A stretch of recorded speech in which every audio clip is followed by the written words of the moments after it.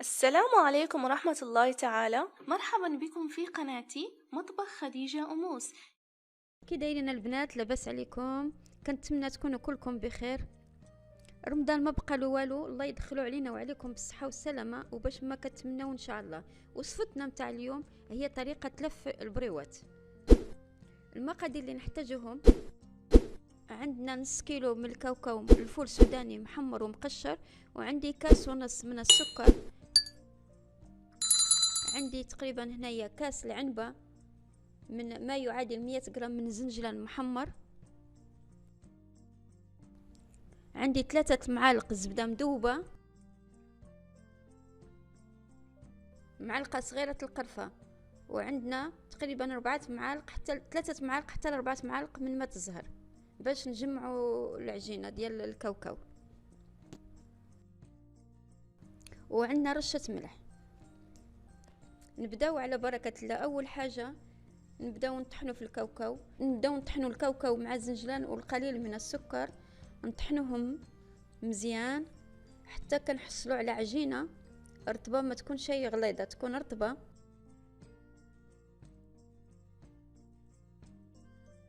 كنخلطوهم في الخلاط الكهربائي حتى كنحصلوا على عجينة رطبة، ما تكون شي مهرمشة، من الأحسن تكون رطبة بزاف. كما كتشوفوا كنحصلوا على هذا الخليط هذا منين كنطحنوهم الزنجلان والسكر والكاوكاو. كنضيفوا لهم القرفة، معلقة صغيرة القرفة، وكنضيف لهم رشة الملح. كنضيفوا رشة الملح ونضيفوا لهم الزبدة المذوبة، 3 معالق من الزبدة المذوبة، وكنبداو نجمعوها بماء الزهر. الماء الزهر يا البنات ضروري تبداو تضيفوا شويه بشويه، ما تضيفوش مره واحده. نبداو حنا كنعجنوه، حنا كنضيفوا شويه بشويه باش تجينا البريوه ديالنا معلكه من الداخل. هذا هو السر ديالها، من لما كنضيفوا لها الماء الزهر شويه بشويه. نبداو نعجنوها ونحاولوا نخلطوها مزيان باش تشرب ماء الزهر والزبده.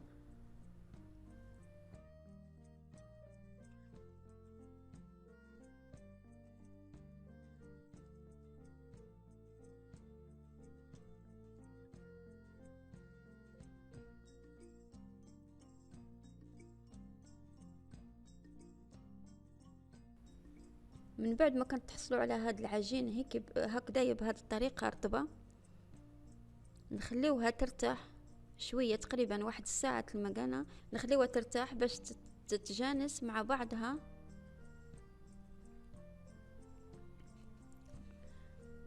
من بعد ما كترتاح كنشكلوا كويرات صغار على حسب الرغبه كل واحد. انا هنا كنفضل نديرهم صغار، ما نديرهم شي كبار بزاف.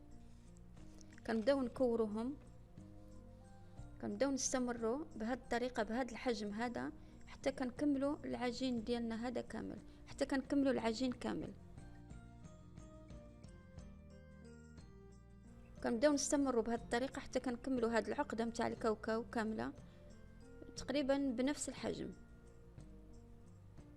انا كنحاول ما امكن نجيبهم تقريبا قياس واحد، وكنستمروا بنفس الطريقه حتى كنكملوا العقده كامله.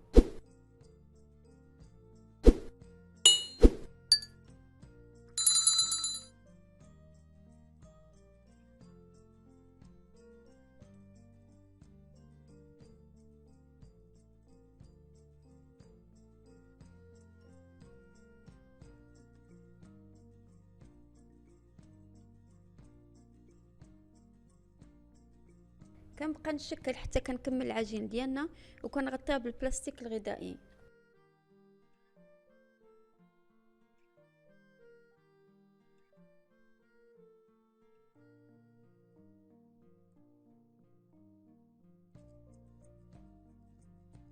كنبقى كنشكل الكويرات حتى كنكمل العجين ديال العقده، حتى كنكمل العجين ديال العقده ديالنا، وكنغطيها بالبلاستيك الغذائي باش ما تيبسش معنا.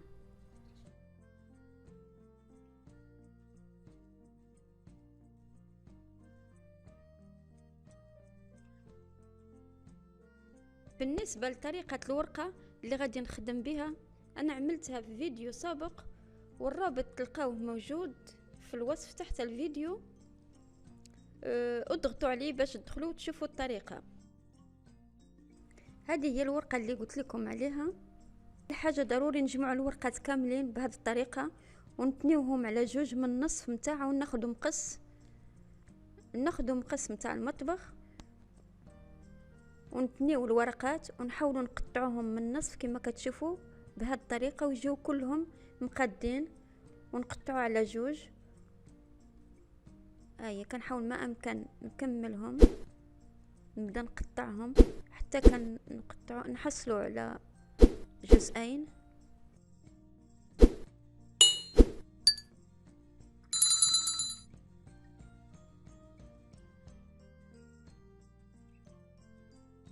ها هما كما كتشوفوهم، انا قطعتهم متساويين. ها هما. هنايا ضروري البنات نغطيوها بالبلاستيك الغذائي باش ما تيبش معنا الورقه. نحاولوا نغطيوها وحنا كنخدموا، لان الورقه كما معروف على انها في ساعه ما كتيبس معنا، مجرد ما كيضربها البرد كتيبس.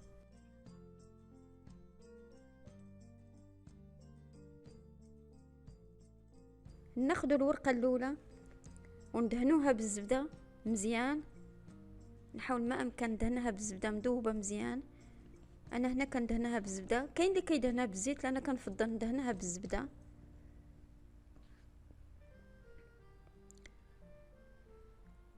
وكنجيب العقده كما كتشوفوها، كنجيب العقده.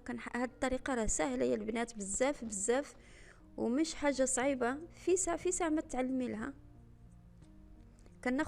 كنجي للوسط وكنحط العقده، وكناخد الدقيق، كنخلط شويه الدقيق مع شويه الماء. انا هنا درت 2 معالق دقيق مع معلقه الماء، كنحركهم مزيان باش نلصق بهم الورقه.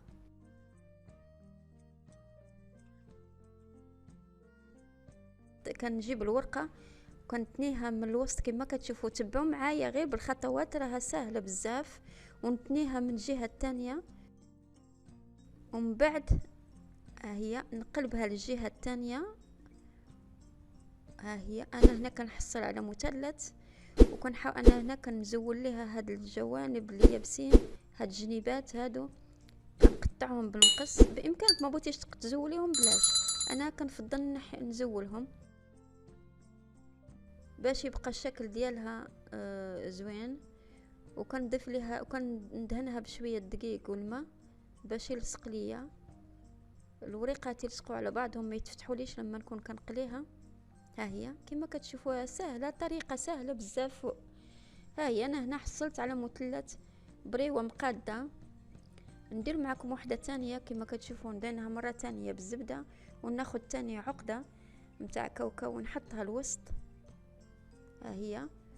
ومن بعد ناخذ شويه دقيق، نحاول ما امكن نديرو من الجناب متاع الورقه، ندير لهم شويه دقيق والماء. ناخذ من بعد نتني الجهه اليمين، نتنيها من النص، ونزيد نتنيها، نحاول ما امكن نقدهم يجوني مقادين. هي كما كتشوفوا. ومن بعد نقلب الورقه. انا هنا كنتحصل على مثلث، وكنحاول ما امكن ديك العقده اللي لداخل نطلقها شويه بيديا، ونقطع الجوانب بالمقص كما كتشوفوهم. انا كنزولهم، ومن بعد ناخذ شويه دقيق تاني ونلصقها من الجناب نتاعها. هي كما كتشوفوا طريقه سهله وبسيطه وما فيهاش ولا، كما كتشوفوا طريقه سهله وبسيطه وسهله. هي انا كنظن ان اي وحده مبتدئه غتنجح معها الطريقه هذه.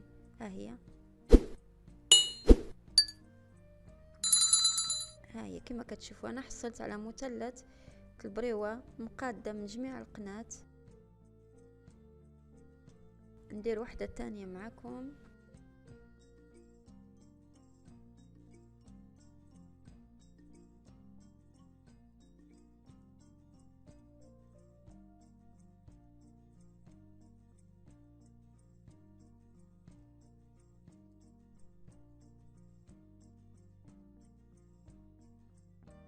كنحاول ما امكن نديرها معكم بطريقه مبسطه وسهله. هيا درت الطريقه هذه تاني بامكانك تقدري العقده تقدري تقرصيها شويه، تبسطيها شويه، تضغطي عليها بهذه الطريقه وتنيها تاني بنفس الطريقه، ومن بعد تلفيها للجهه الثانيه.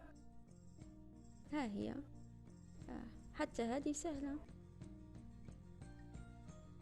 ومن بعد كنقطع على الجوانب هادو لانهم زايدين.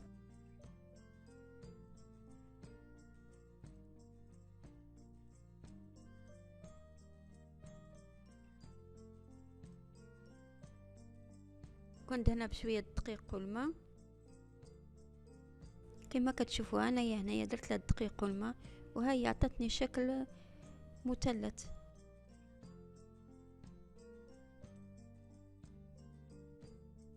هذا هو الشكل البريوات ديالنا من بعد ما طويناهم كاملين. انا غادي نخليهم ليله كامله حتى الغد لي عاد غادي نخليهم. بالنسبه اللي باغا في هذه المرحله ديرهم في المجمد، فيمكن لكم في هذه المرحله تدخلهم للفريغو وقت ما تبغيهم تجبديهم وتقليهم في الزيت يكون غليان، ومن بعد ما تقليهم تطفيهم في العسل. كنتمنى الفيديو ديال اليوم فادكم والطريقه سهله ومبسطه. ولا عجبكم الفيديو ما تنساوش ديروا لايك وتشتركوا في القناه باش يوصلكم كل جديد الوصفات ديالنا.